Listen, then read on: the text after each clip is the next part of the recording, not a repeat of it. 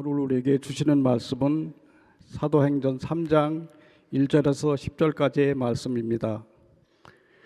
오후 3시에 기도 시간이 되어서 베드로와 요한이 성전으로 올라가는데 나면서부터 못 걷는 사람을 사람들이 떼매어 왔고, 그들은 성전으로 들어가는 사람들에게 구걸하려고 이 못 걷는 사람들을 날마다 아름다운 문이라는 성전 문 곁에 앉혀놓았다. 그는 베드로와 요한이 성전으로 들어가는 것을 보고 구걸하였다. 베드로가 요한과 더불어 그를 눈여겨보고 그에게 말하였다. 우리를 보시오. 그 못 걷는 사람을 무엇을 얻으려 하고 두 사람을 빤히 쳐다보았다.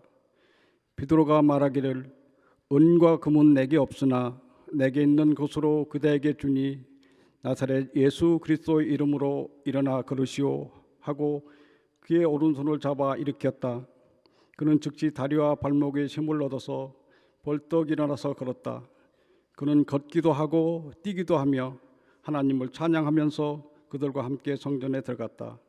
사람들은 모두 그가 걸어다니는 것과 하나님을 찬양하는 것을 보고 또 그가 아름다운 문 곁에 앉아 구걸하던 바로 그 사람을 알고서 그에게 일어난 일로 몹시 놀라하며 이상하게 여겼다.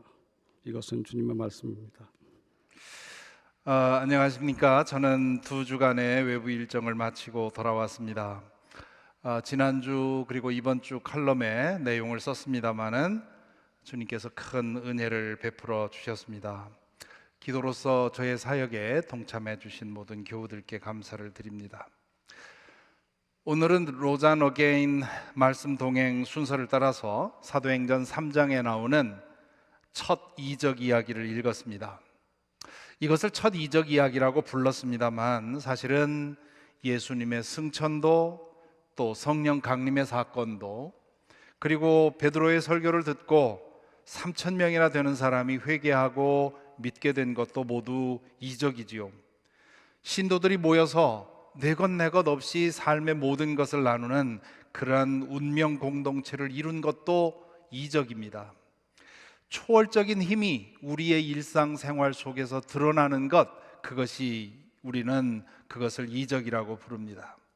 그렇기는 하지만 오늘 읽은 이 이야기를 사도행전에 나오는 첫 번째 이적 이야기라고 부르는 것은 여전히 타당합니다. 가나의 혼인잔치에서 물을 포도주로 바꾼 사건을 우리는 요한복음의 첫 번째 이적이라고 부르는 것처럼 성전 입구에서 한 장애인을 고친 이야기는 사도행전의 첫 번째 이적입니다. 누가는 아주 사려 깊은 작가였습니다. 그는 성령께 영감과 지혜를 구하면서 초대교회 이야기를 써 내려갔습니다.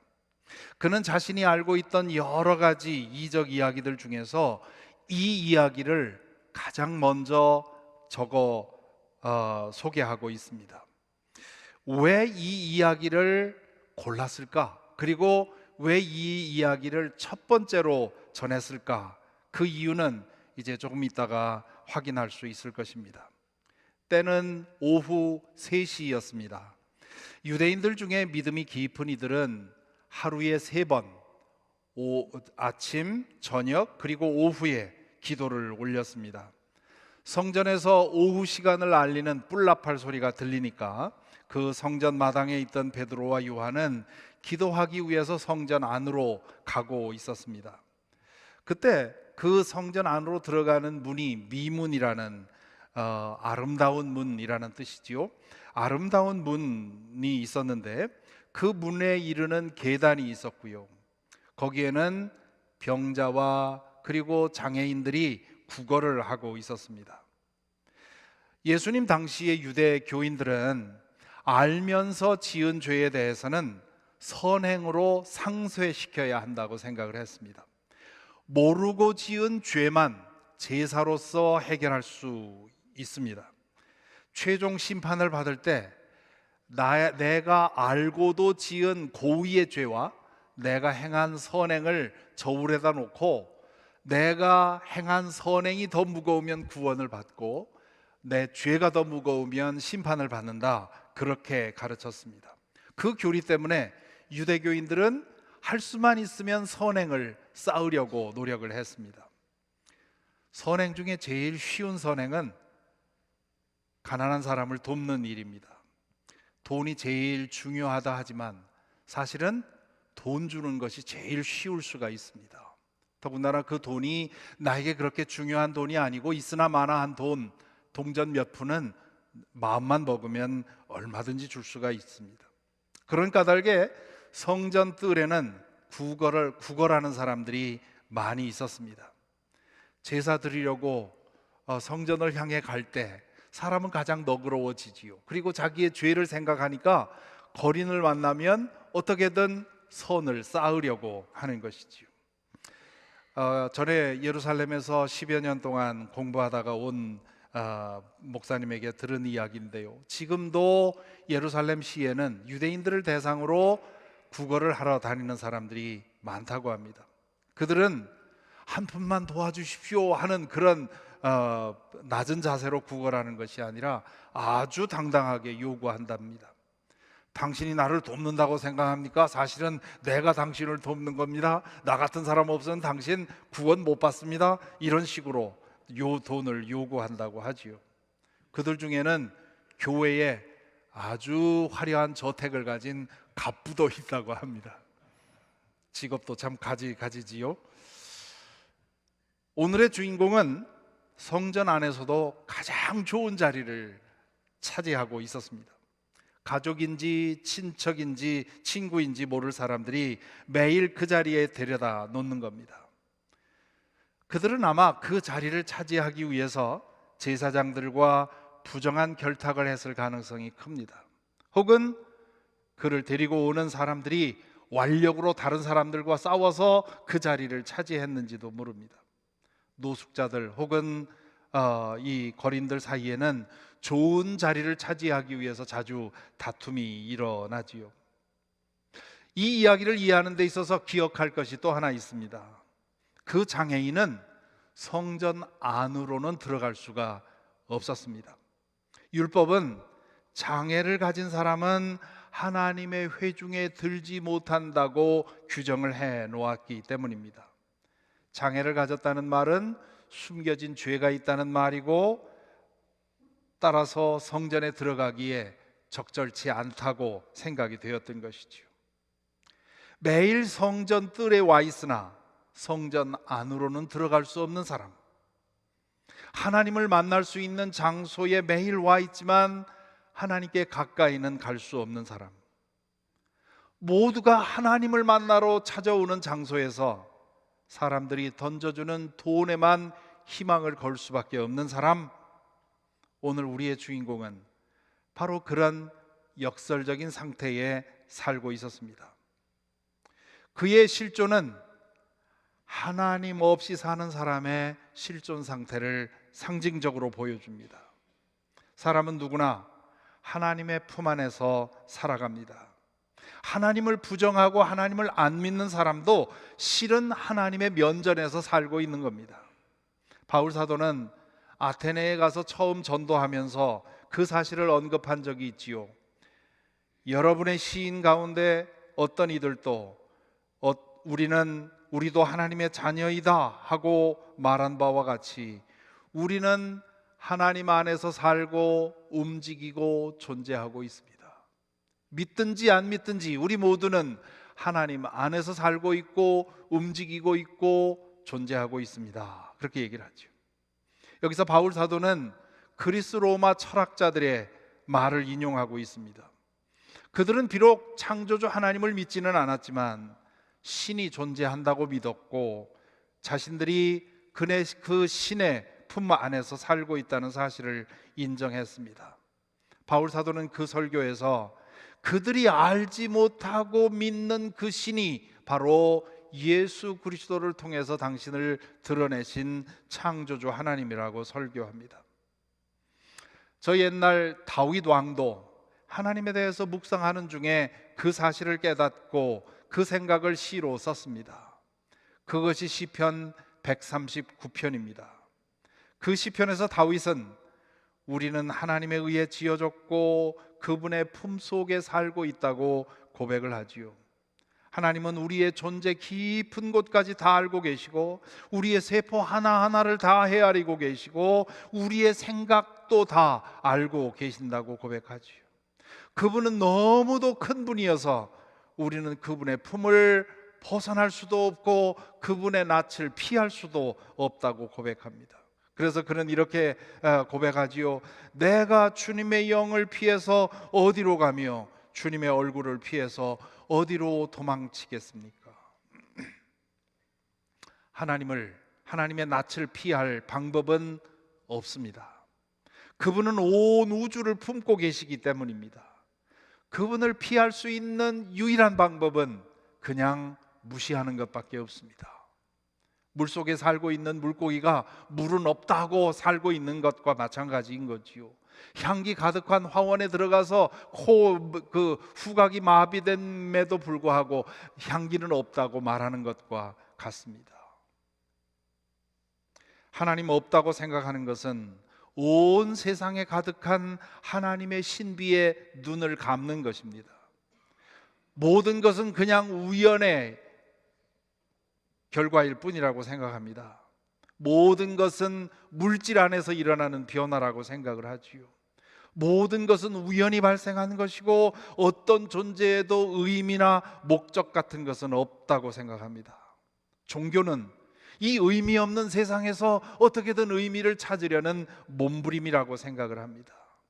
영적인 것, 초월적인 것, 절대적인 것에 대한 갈망은 의미 없어 보이는 이 세상사에 의미를 부여하려는 노력이라고 생각을 합니다. 이 모든 거 다 헛소리고 물질이 전부다, 물질밖에 없다고 생각하는 사람은 기적처럼 주어진 한 번의 인생을 복되게 하는 길은 물질에 있다고 생각을 합니다. 자신의 인생을 안전하고 행복하게 만들어줄 수 있는 것은 육신적인 건강과 물질적인 풍요에 있다고 생각을 하지요. 그것을 확보하기 위해서는 자신의 노력과 어느 정도의 운이 따라줘야 한다고 생각을 하지요. 그렇게 해서 어느 정도 성취했다 싶은 사람은 자만심과 교만에 빠지게 되고요. 그렇지 못한 사람들은 분노를 쌓기도 하고 낙심해서 자포자기하기도 합니다. 많은 것을 성취해서 잔뜩 교만해진 사람이든 실패해서 자포자기하는 사람이든 결국 불행의 쓴맛을 보게 된다는 것은 다르지 않습니다. 자만한 자만에는 필경 타락과 권태가 따르게 되어 있습니다. 자포자기하는 사람은 절망의 깊은 늪에 빠집니다. 하나님으로 충만한 세상을 물질로 축소시키고 영적인 존재를 육체적인 존재로 축소시키고 일상에 가득한 신비를 우연으로 환치시키고 사명에 따라서 살아야 하는 인생을 성공에 따라 사는, 성공을 추구하며 사는 삶으로 바꿈으로써 결국 이르게 되는 자리는 깊은 권태와 환멸과 절망일 수밖에 없습니다. 성전에 이르는 문에 누워 지나가는 예배자들에게 구걸을 하고 있던 그 사람은 낙심하여 자포자기에 빠져 있었을 것입니다. 어쩌면 그는 앵벌이를 당하고 있었는지 모릅니다. 매일 그를 데려다 놓는 사람들이 구걸해서 번 돈을 저녁에 갈취했는지 모르지요. 그는 자신을 장애인으로 태어나게 만든 부모를 원망했을 것이고 부모의 죄로 인해서 자신에게 무거운 형벌을, 장애의 형벌을 부여해준 하나님에게도 분노했을 것이고 그의 무력함을 이용해서 돈벌이의 수단으로 삼고 있는 사람들에게도 분노를 쌓았을 것입니다. 그러나 무력한 자신으로서는 그 운명을 어찌할 수가 없었습니다. 제사 드리러 성전에 온 사람들은 그의 처지에 아무 관심이 없었습니다. 쳐다보지도 않고 동전 몇 입 던져주는 것으로 만족했습니다. 그 사람 곁을 베드로와 요한이 지나갑니다. 그 대목을 묘사하면서 누가가 이렇게 썼습니다. 베드로가 요한과 더불어 그를 눈여겨보고 그에게 말하였다. 여기 눈여겨보았다라는 표현에 주목할 필요가 있습니다. 여기 사용된 헬라어 아테니조는 조용히 응시하는 것을 말합니다. 상대방의 속 사정을 알아보려는 깊은 눈길을 의미합니다. 베드로는 그 사람의 외적 장애만 본 것이 아니라 그 사람이 가지고 있는 그 사람의 초라한 행색만 본 것이 아니라 하나님 면전까지 왔지만 하나님에게 다가갈 수 없는 그의 절망적인 상황을 꿰뚫어 보았다는 뜻입니다. 그의 내면에 있는 영적인 어둠과 절망과 분노와 한숨을 보았다는 뜻이지요. 그리고는 그에게 말을 겁니다. 다른 사람들은 멀리서 동전을 쳐다 던져주고 갔습니다. 눈길 마주치는 법이 없었습니다. 그를 사람으로 인정하지 않은 것이지요. 그냥 구걸하는 물건 취급을 했던 겁니다. 그런데 베드로는 그 사람에게 다가가서 발걸음을 멈추고 그를 똑바로 쳐다보고 말을 거는 겁니다. 그리고 자신을 보라고 말합니다. 그를 거지가 아니라 한 사람의 사람으로 대한 것이지요. 아마도 그는 베드로가 큰 돈을 주려는가 생각하고 눈을 들어 바라보았을 것입니다. 그러자 베드로가 이렇게 말하지요. 은과 금은 내게 없으나 내게 있는 것을 그대에게 주니 나사렛 예수 그리스도의 이름으로 일어나 걸으시오. 그 사람이 베드로의 말을 알아듣기도 전에 그는 그 장애인의 손을 잡고 오른손을 잡아 일으킵니다. 40년 동안 한 번도 걸어본 적이 없는 발과 다리에 근육이 있을 리가 없지요. 그런데 이게 웬일입니까? 일어나지는 겁니다. 그 사람은 자신에게 일어나는 일을 믿을 수가 없어서 걸어도 보고 뛰어도 봅니다. 정말 기적이 일어난 겁니다. 그가 온전히 치유된 것을 보자 베드로와 요한은 몸을 돌려 성전으로 들어갑니다. 예수님도 이적이 일어났을 때 사람들이 자신을 주목하면 사라지곤 했습니다. 그 이적을 통해서 자신이 아니라 하나님을 보게 되기를 원했기 때문입니다. 그러자 그 사람은 베드로와 요한의 뒤를 따라 들어갑니다. 오후 3시까지 돈을 모았으니 상당한 돈이 모아졌겠지요. 그러나 거들떠도 보지 않고 그 모든 것을 내려두고 성전으로 들어가는 겁니다. 생전 처음 그는 성전에서 제사를 드릴 수 있게 된 것이지요. 그 감사와 감격이 얼마나 컸을지 짐작이 되시나요? 그는 육체적인 장애를 벗고 건강하게 되었다는 기쁨도 있었지만 하나님에게 회복되었다고 하는, 하나님을 뵐 수 있게 되었다고 하는 그 사실이 그는 너무도 기뻤을 것입니다. 이 이야기는 부활 승천하신 예수께서 성령을 통해 우리 가운데 여전히 활동하신다는 사실을 전하고 있습니다. 그것이 이 이적 이야기를 전하려고 전하는 누가의 의도입니다. 승천하신 예수님은 몇 주 전에 말씀드린 것처럼 예수님이 승천했다는 말은 우리로부터 떠나갔다는 뜻이 아닙니다. 성령을 통해 그분은 다시 오셔서 과거에 하셨던 일을 사도들을 통해 그리고 믿는 이들을 통해 지속하십니다. 그들은 그분의 이름을 부를 때 성령께서 역사하셔서 예수께서 이루신 일들을 우리 가운데 행하십니다. 이 사건은 예수께서 성령을 통해 계속 일하고 계시다는 증거였던 것입니다. 이런 일은 사도시대에 끝났다고 가르치는 사람들이 있습니다. 하지만 그렇지 않습니다. 우리는 사도들과 같은 시대를 살고 있습니다. 성령께서는 지금도 필요할 때마다 치유의 이적을 베풀어 주십니다. 물론 항상 그런 일이 일어나는 것은 아닙니다. 사실 이런 이적은 예외적으로 일어나는 일입니다. 하지만 오늘에도 여전히 하나님께서 원하실 때 일어납니다. 그것을 통해서 주님은 다시 당신이 여전히 일하고 계시다는 사실을 우리에게 깨우쳐 주시려는 것입니다. 베드로와 요한이 이 이적을 행할 때 그곳에는 병든 사람과 장애인들이 많이 있었습니다. 베드로는 그 사람들을 다 찾아다니면서 고쳐주지 않았습니다. 하나님은 그렇게 일하시는 분이 아닙니다.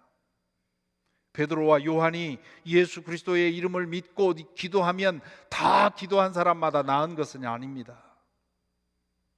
치유의 이적은 베드로와 요한에게도 간헐적으로 일어난 것입니다.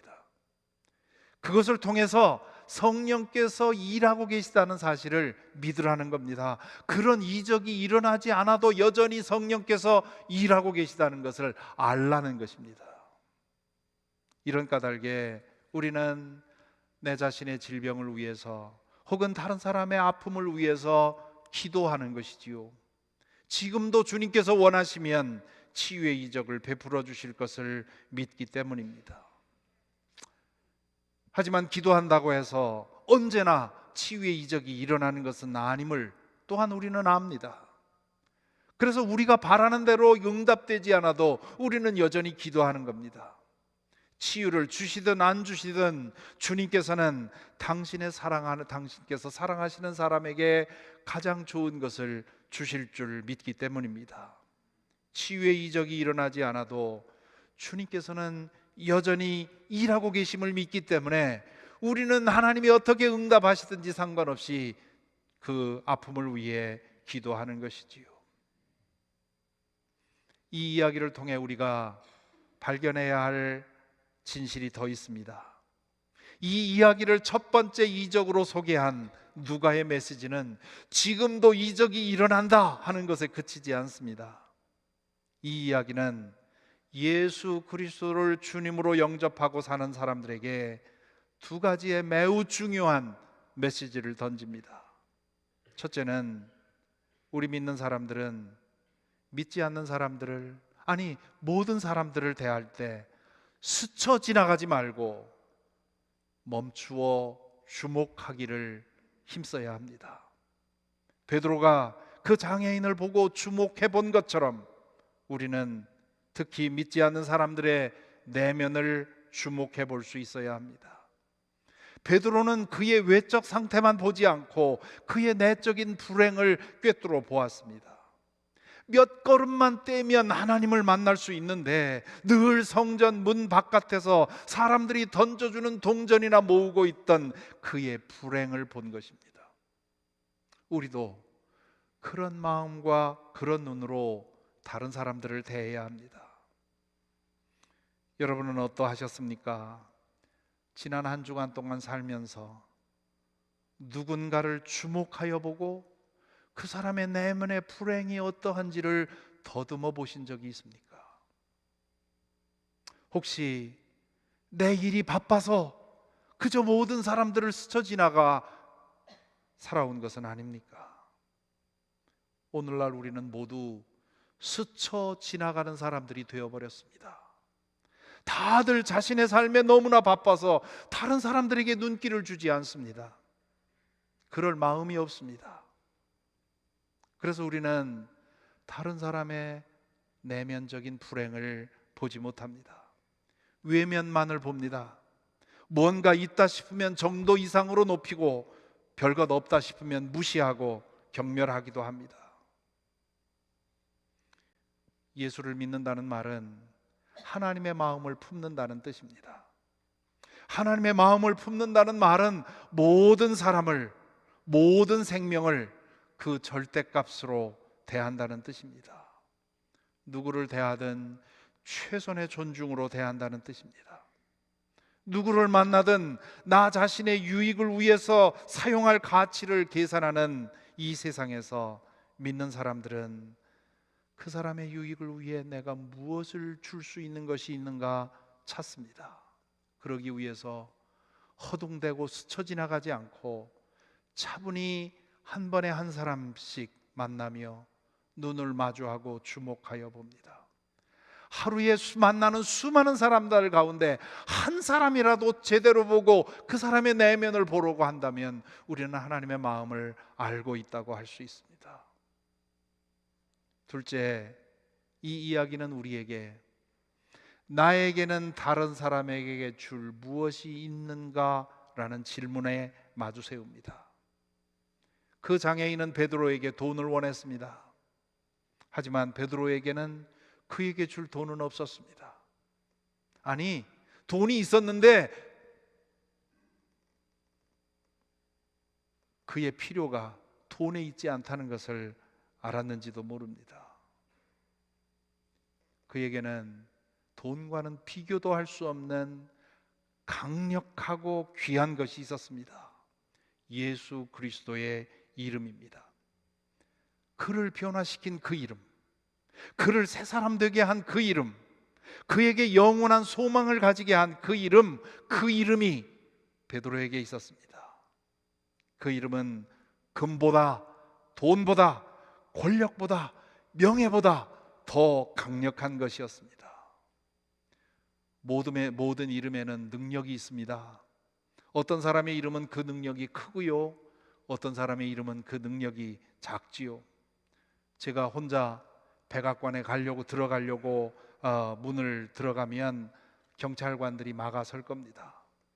그때 제가 바이든 대통령의 초청장을 내보이면 그들은 깍듯한 예의로 저를 맞아들이겠지요. 저희 그 초청장이 있다는 말이 아니고요, 말하자면 그렇다는 겁니다. 한 나라의 대통령의 이름이 이런 능력이 있다면 부활 승천하셔서 하나님의 우편에 계신 예수 그리스도의 이름에는 얼마나 큰 능력이 있겠습니까? 그 이름의 능력으로 악한 영이 쫓겨 나갑니다. 그 이름의 능력으로 때로 육체적인 질병이 치유되고 장애가 사라집니다. 그 이름의 능력으로 속절없이 나를 옥매었던 죄의 힘은 무력해집니다. 그 이름의 능력을 의지하고 기도할 때 온 천하의 온 우주의 주인이신 하나님께서 나의 기도를 들어주십니다. 그래서 우리는 그분의 이름을 부르며 그분의 이름으로 성부 하나님께 기도드립니다. 한번 생각해 보십시오. 온 우주의 주인이신 그 하나님 앞에서 나라는 존재가 얼마나 초라한 존재이겠습니까? 그런데도 불구하고 그 어마어마한 분에게 나아가서 기도할 수 있다는 것, 우리의 힘으로는 불가능한 일입니다. 예수 그리스도의 이름으로 우리는 하나님 앞에 나아가 감히 나의 초라한 그 소망을 하나님께 구하는 것이지요. 우리는 그분의 이름으로 모여서 이렇게 교회를 이루는 겁니다. 그분의 이름, 그리고 마침내 우리는 그분의 이름의 능력을 힘입어서 결국 하나님 나라에 이르게 될 것입니다. 여러분에게는 이 이름이 있습니까? 이 이름의 능력을 정말 믿으십니까? 그 이름을 부를 때 그분이 성령을 통해 우리와 함께 하시는 것을 알고 있고 믿고 있고 경험하고 있습니까? 베드로가 그 장애인에게 이렇게 담대하게 나에게 은과 금은 줄 것이 없으나 내가 믿는 나를 구원하신, 나를 오늘 능하게 하신 그 예수 그리스도의 이름을 너에게 주겠다고 담대하게 말할 수 있었던 것은 그 이름의 능력을 경험했기 때문입니다. 베드로도 처음에는 그분이 그런 분인 줄 몰랐습니다. 그분이 유다 백성을 해방시킬 메시아일 줄로는 생각했지만 온 인류의 구원자이시며 온 우주의 통치자라는 사실은 알지 못했습니다. 그로 인해서 그는 참담한 실패를 경험했죠. 그런 우여곡절을 통해서 그는 예수님의 부활과 승천과 그리고 성령 강림의 사건을 통해 예수 그리스도 그분의 이름이 살아있고 능력 있다는 사실을 알았습니다. 그래서 그는 이 이적 이후에 행한 설교에서 이렇게 말하지요. 이 예수밖에는 다른 아무에게도 구원은 없습니다. 사람들에게 주신 이름 가운데 우리가 의지하여 구원을 얻어야 할 이름은 하늘 아래에 이 이름밖에 다른 이름이 없습니다. 혹시 여러분은 오늘의 이 주인공처럼 하나님의 면전에서 살아왔으면서도, 살고 있으면서도 하나님을 외면하고 하나님 없는 듯이 살고 있는 것은 아닙니까? 하나님으로 가득 찬 세상을 물질만의 세상으로 축소하고 신비로 충만한 세상을 사고와 우연으로 치부하고 영적인 차원에는 눈 질끈 감고 자신의 노력으로 얻을 수 있는 물질에만 희망을 두고 사는 것은 아닙니까? 여러분과 하나님 사이를 막고 있는 것이 무지일 수도 있고 고집일 수도 있고 두려움일 수도 있고 교만일 수도 있습니다. 그것이 무엇이든 고개를 들어 예수 그리스도의 이름을 부르시기 바랍니다. 그 이름의 능력으로 떨치고 일어나 하나님께 돌아서기를 바랍니다. 하나님의 면전에 살면서 하나님 없이 사는 그 아슬아슬한 어리석음을 벗어나시기 바랍니다. 그 이름의 능력을 믿고 일어나기만 하면 됩니다. 그러면 새로운 세상이 열리게 됩니다. 여러분 중에 절대 다수는 이미 예수 그리스도 그 이름의 능력을 경험하신 분들입니다. 그 이름으로 죄 용서를 받고 하나님의 자녀가 되는 은총을 경험하셨습니다. 그 이름의 능력으로 육신의 질병을 치유받은 분도 계시고 벗어날 수 없는 죄의 굴레를 벗어난 분도 계십니다. 그 이름의 능력으로 희망할 수 없는 상황에서 여전히 희망을 붙들고 살아가는 기적도 경험하셨습니다. 그리고 그 이름의 능력을 믿기에 이 세상에서의 나날을 모두 마칠 때 아무 두려움 없이 기쁨으로 하나님께 나아갈 담력을 얻었습니다. 그 이름을 알게 하신 그 이름을, 그 능력 있는 이름을 주신 주님께 감사하십시다. 그리고 그 능력이, 그 이름의 능력이 우리 안에 언제나 살아있게 하십시다. 그럴 때 우리는 그 이름을 전해줄 사람이 없는가 주변을 돌아보게 될 것입니다. 그 이름을 전해주고 싶어서 만나는 사람에게마다 걸음을 멈추고 그 사람이 어떤 상황 속에 살고 있는지 지켜보게 될 것입니다. 자신이 그 사람에게 줄 수 있는, 내가 다른 내 자녀와 내 사랑하는 사람들만이 아니라 내가 누구에겐가 줄 수 있는 최선의 선물은 나를 구원하신 그 이름밖에 없다는 것을 믿고 그렇게 살아가게 될 것입니다. 이 이름으로, 이 이름의 능력으로 살아가는 저와 여러분이 되기를 간절히 바랍니다. 오늘 이 말씀을 기억하면서 찬양을 하나 부르겠습니다. 예수 가장 귀한 그 이름, The sweetest name of all 이라고 하는 찬양입니다.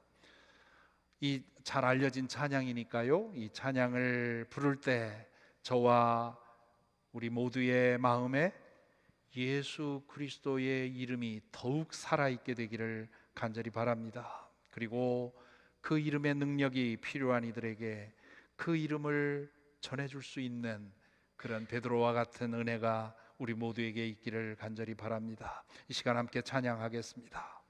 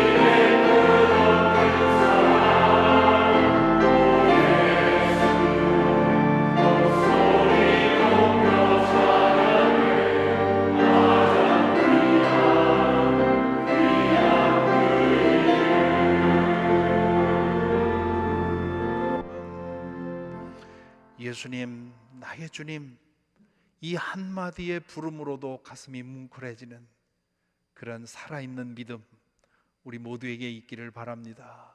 곤고할 때, 피곤할 때, 절망 가운데 있을 때 예수님 하는 이 한마디가 우리에게 힘이 되는 그런 은혜가 있기를 바랍니다. 그런 예수 그리스도께 대한 온전한 믿음을 구하면서 한 번 더 이 찬양 부르겠습니다.